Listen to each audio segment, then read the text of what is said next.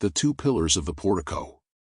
A portico is a covered entrance or porch, found at the entrance of a building, typically supported by columns or pillars.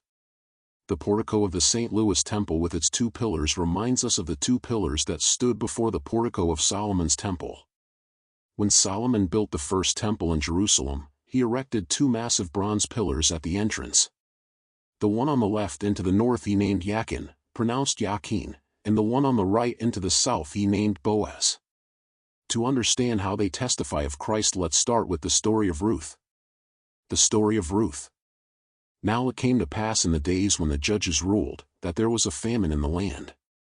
And the Ephrathites of Bethlehem, Judah, Elimelech, with his wife Naomi, and his two sons Mahlon and Chilion, went to journey in the country of Moab, and continued there. And Naomi's husband died, and she and her two sons were left. And the sons married Orpah, and Ruth, women of Moab, and they lived there about 10 years. And Mahlon and Chilion also died, and Naomi was bereft. Then she rose with her daughters-in-law, that she might return from the country of Moab, for she had heard the Lord had visited his people in Judah, giving them bread. Wherefore she and her two daughters-in-law went forth, to return to the land of Judah. And Naomi said unto them, Go, return each to your mother's house, as ye have dealt with the dead and with me, the Lord deal kindly with you. The Lord grant you that ye may find rest, each of you in the house of an husband. Then she kissed them, and they cried out, and wept. And they said unto her, Surely we will return with thee unto thy people. And Naomi said, Turn back, my daughters, why will ye go with me? Are there any more sons in my womb that they may be your husbands? Go your way, my daughters, for I am too old to have an husband. If I should say, I have hope, if I should have an husband also tonight, and should also bear sons, would ye wait for them until they were grown? Would ye stay for them instead of having other husbands? Nay, my daughters, for it grieves me much for your sakes that the hand of the Lord is turned against me. And they cried out, and wept again, and Orpah kissed her mother-in-law, but Ruth clung unto her. And Naomi said, Behold, your sister-in-law is gone back to her people, and to her gods, turn back after thy sister-in-law. And Ruth said, Beg me not to leave thee, or to turn back from following after thee, for wherever thou go, I will go, and where thou lodge I will lodge, thy people shall be my people, and thy God my God, where thou die, will I die, and there will I be buried, the Lord do so to me, and more also, if anything but death part thee and me. When Naomi saw that Ruth was steadfastly minded to go with her, then Naomi stopped arguing. So they two went until they came to Bethlehem. And after they arrived, all the city was affected by them, and they said, Is this Naomi? And she said to them, Don't call me Naomi, call me Mara, for the Almighty hath dealt very bitterly with me. I went out full, and the Lord hath brought me home again empty. Why then call ye me Naomi, seeing the Lord hath testified against me, and the Almighty hath afflicted me? So Naomi returned, with Ruth the Moabitess, out of the country of Moab, and they came to Bethlehem in the beginning of barley harvest. And now, Naomi had a relative of her husband's whose name was Boaz. He was a mighty man of wealth, of the family of Elimelech. And Ruth said unto Naomi, Let me now go to the field, and glean ears of corn after him in whose sight I shall find grace. And she said unto her, Go, my daughter. And she went, and gleaned in the field after the reapers, and it happened to be on a part of the field belonging to Boaz, who was related to Elimelech. And, behold, Boaz came from Bethlehem, and said unto the reapers, The Lord be with you. And they answered him, The Lord bless thee. Then said Boaz unto his servant that was set over the reapers, Whose damsel is this? And the servant supervising the reapers said, It is the Moabitish young woman that came back with Naomi out of the country of Moab. And she said, I pray you, let me glean and gather after the reapers among the sheaves. So she came, and has continued even from the morning until now, that she stayed behind a little in the house. Then Boaz said to Ruth, Don't you hear, my daughter? Don't go to glean in another field, or leave, but stay here close to my maidens, watch the field that they reap, and go after them. Have I not ordered the young men that they shall not touch thee? And when you are thirsty, go to the vessels, and drink of that which the young men have drawn. Then she fell on her face, and bowed herself to the ground, and said unto him, Why have I found grace in thine eyes, that thou should notice me, seeing I am a stranger?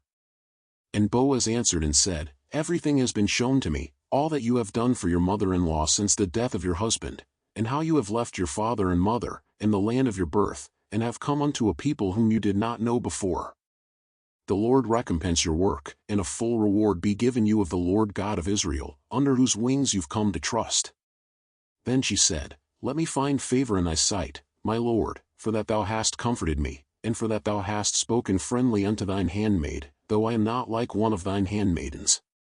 And Boaz said unto her, At mealtime come here, and eat of the bread, and dip thy morsel in the vinegar.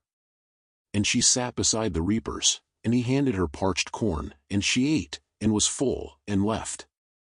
And when she was risen up to glean, Boaz commanded his young men, Let her glean even among the sheaves, and chastise her not, and drop some handfuls for her on purpose, and leave them, that she may glean them, and rebuke her not.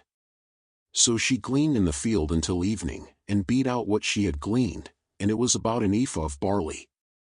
And she gathered it, and went into the city, and her mother-in-law saw what she had gleaned, and produced, and gave to her that which she had reserved after she was satisfied. And her mother-in-law said unto her, Where have you gleaned today? And where did you work? Blessed be he that noticed thee. And she shewed her mother-in-law with whom she had worked, and said, The man's name with whom I worked today is Boaz. And Naomi said unto her, Blessed be he of the Lord, who hath not withheld his kindness to the living and to the dead. And Naomi said to her, The man is near of kin to us, one of our next kinsmen.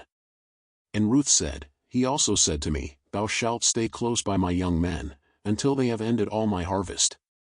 And Naomi said to Ruth, It is good, my daughter, that you go out with his maidens, that the young men meet thee not in any other field. So she kept fast by the maidens of Boaz to glean until the end of the barley harvest and of the wheat harvest, and dwelt with her mother-in-law. Then Naomi said, My daughter, should I not seek rest for thee, that it may be well with thee? And now is not Boaz our relative, with whose maidens thou wast? Behold, he winnows barley tonight in the threshing floor. Wash thyself therefore, and anoint thee, and put thy raiment upon thee, and get thee down to the floor, but make not thyself known unto the man, until he shall have done eating and drinking.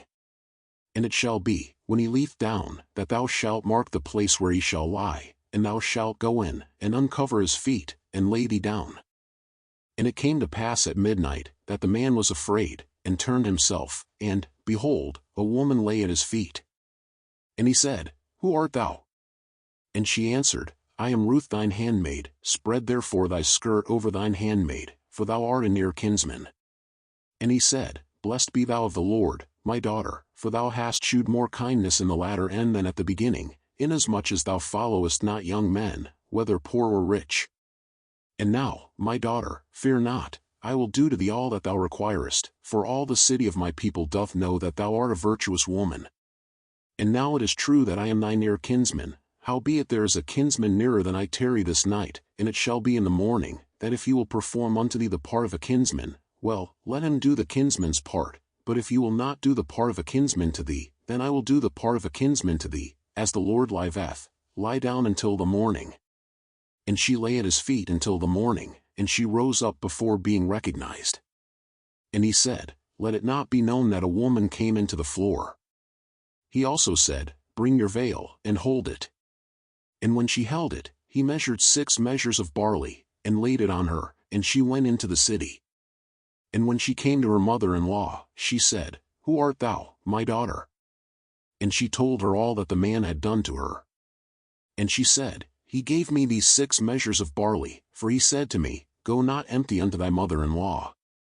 Then said she, Sit still, my daughter, until thou know how the matter will fall, for the man won't rest, until he has finished the thing this day. Then Boaz went up to the gate, and sat down, and, behold, the kinsman of whom Boaz spoke came by, unto whom he said, Ho, such a one! Turn aside, sit down here. And he turned aside, and sat down. And Boaz took 10 elders of the city, and said, Sit here. And they sat.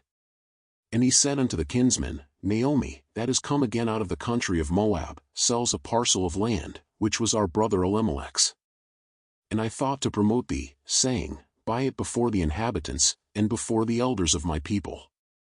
If thou wilt redeem it, But if thou wilt not redeem it, then tell me, that I may know, for there is none to redeem it beside thee, and I am after thee. And he said, I will redeem it. Then said Boaz, the day you buy the field of the hand of Naomi, you must also buy it of Ruth the Moabitess, the wife of the dead, to raise up the name of the dead upon his inheritance. And the kinsman said, I cannot redeem it from myself, lest I mar mine own inheritance. Redeem my right yourself, for I cannot redeem it. Now this was the manner in former time in Israel concerning redeeming and concerning changing. To confirm all things, a man took off his shoe, and gave it to his neighbor, and this was a testimony in Israel. Therefore the kinsman said unto Boaz, Buy it for yourself. So he took off his shoe. And Boaz said unto the elders, and unto all the people, Ye are witnesses this day, that I have bought all that was Elimelech's, and all that was Chilion's and Mahlon's, of the hand of Naomi. Moreover Ruth the Moabitess, the wife of Mahlon, have I purchased to be my wife, to raise up the name of the dead upon his inheritance, that the name of the dead be not cut off from among his brethren, and from the gate of his place. Ye are witnesses this day. And all the people that were in the gate, and the elders, said, We are witnesses. The Lord make the woman that is come into thine house like Rachel and like Leah, which two did build the house of Israel, and do thou worthily in Ephratah, and be famous in Bethlehem, and let thy house be like the house of Pharez, whom Tamar bare unto Judah, of the seed which the Lord shall give thee of this young woman. So Boaz took Ruth, and she was his wife, and when he went in unto her, the Lord gave her conception, and she bare a son. And the women said unto Naomi, Blessed be the Lord, which hath not left thee this day without a kinsman, that his name may be famous in Israel. And he shall be unto thee a restorer of thy life, and a nourisher of thine old age, for thy daughter-in-law, which loveth thee, which is better to thee than 7 sons, hath borne him. And Naomi took the child, and laid it in her bosom, and became nurse unto it.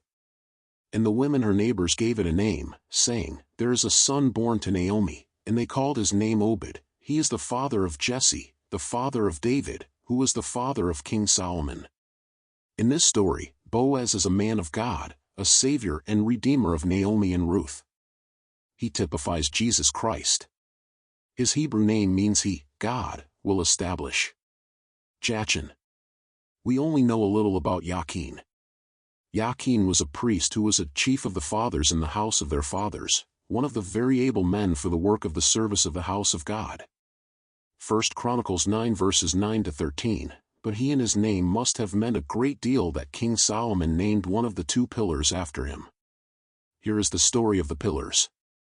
And King Solomon sent and fetched Hiram out of Tyre. He was a widow's son of the tribe of Naphtali, and his father was a man of Tyre, a worker in brass, and he was filled with wisdom, and understanding, and cunning to work all works in brass. And he came to King Solomon, and wrought all his work. For he cast 2 pillars of brass, of 18 cubits high apiece, and a line of 12 cubits did compass either of them about. And he made 2 capitals of molten brass, to set upon the tops of the pillars. The height of the one capital was 5 cubits, and the height of the other capital was 5 cubits, and nets of checker work, and wreaths of chain work, for the capitals which were upon the top of the pillars, 7 for the one capital, and 7 for the other capital. And he made the pillars, and 2 rows round about upon the one network, to cover the capitals that were upon the top, with pomegranates, and so did he for the other capital. And the capitals that were upon the top of the pillars were of lily work in the porch, 4 cubits. And the capitals upon the 2 pillars had pomegranates also above, over against the belly which was by the network, and the pomegranates were 200 in rows round about upon the other capital. And he set up the pillars in the porch of the temple, and he set up the right pillar, and called the name thereof Yachin, and he set up the left pillar, and called the name thereof Boaz. And upon the top of the pillars was lily work, so was the work of the pillars finished. 1 Kings 7 verses 13 to 22. While Boaz, who was an ancestor of David, is translated as, in him is strength. Yachin is translated as, he will establish. When paired with the pillar Boaz, in him is strength, the 2 names together form a prophetic declaration, he, God, shall establish the kingdom in strength. To justify this interpretation, we can look at the Hebrew linguistics, the physical placement of the pillars, and the political context of the Davidic covenant. This is why these two pillars form a prophetic declaration. The names are derived from specific Hebrew roots that, when read together, form a short sentence or motto. Yachin is a future tense verb from the root kohen, meaning he will establish or he will make firm. Boaz, while the name of the ancestor, etymologically it is a compound of be, in, and az, strength, meaning in strength or in him is strength. When a priest or worshipper approached the temple, they would read them from right to left, which was the direction of Hebrew reading. The right pillar was Yachin and the left was Boaz, resulting in the declaration, "He God shall establish his kingdom in strength." In biblical architecture, names were rarely just labels, they were performative statements. The pillars were not structural, they did not hold up the roof of the temple. They stood freely on the porch, the ulam. This is significant because, in ancient Near Eastern culture, freestanding pillars often served as witnesses to a legal contract or covenant. Kings were anointed at Boaz and priests at Yachin. In ancient times, the freestanding pillars stood as witnesses of promises or covenants. Boaz is kingly strength. As the scripture states, Boaz was a mighty man. And Yachin was God-given priesthood authority. The most compelling justification is that these pillars acted as a physical seal of the promise God made to Solomon's father, David. In 2 Samuel 7 verses 12 to 13, God gives David a specific promise. "I will establish the throne of his kingdom forever. I will be his father, and he shall be my son." In Revelation we find an allusion to the pillar. "Him who overcomes I will make a pillar in the temple of my God." Revelation 3 verse 12. Also in 1 Timothy 3 verse 15 the church is called the pillar and foundation of the truth.